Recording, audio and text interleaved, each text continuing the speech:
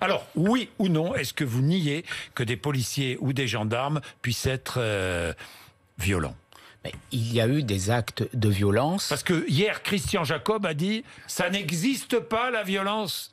Ce qu'a dit Christian Jacob, c'est que la violence de l'institution policière n'existe pas, et il a raison, parce que il a dit la violence policière n'existe pas. Les policiers disposent de la force. C'est Max Weber, le sociologue, qui disait c'est le monopole de la contrainte ou de la violence légitime pour faire respecter la loi, parce que il y a des situations quand un policier rattrape un délinquant et qui se rebelle, qui refuse d'obtempérer, il faut qu'il y ait l'usage de la force. Il faut que cette force, elle soit proportionnée, mesurée. C'est tout l'enjeu des techniques d'interpellation, de formation. Mais il n'y a pas de violence institutionnelle. Après, il peut y avoir des dérapages individuels.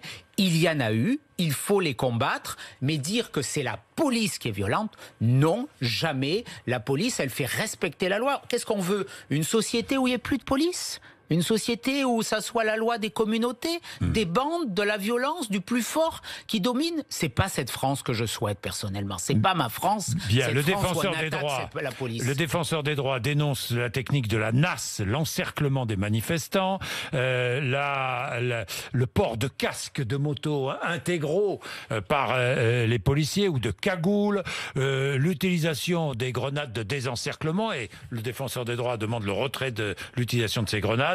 Et puis, a beaucoup de réticence sur l'utilisation du LBD. Il faut que la police revoie ses méthodes de... D'abord, vous savez, la police, elle obéit aux ordres. Oui. Ça ne vous a pas échappé qu'au moment des Gilets jaunes, les doctrines de maintien de l'ordre ont changé. Il y a eu cette image qui a tellement choqué des Français du pillage de l'Arc de Triomphe.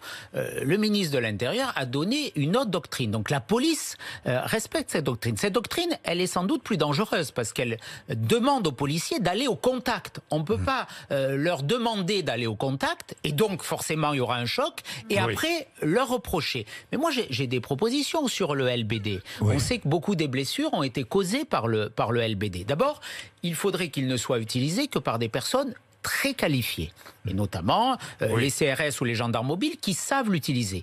Il faudrait qu'il y ait une habilitation beaucoup plus stricte. Ensuite, moi je propose que sur le LBD, il y ait des caméras systématiques, comme sur les tasers, qui filment le tir du LBD. Comme je souhaite qu'il y ait des caméras piétons systématisées sur tous les policiers. On en a acheté, le ministre de l'Intérieur en a acheté, 10 000, elles ne marchent pas. Parce qu'il n'y a pas, vous savez, elles n'ont qu'une heure d'autonomie.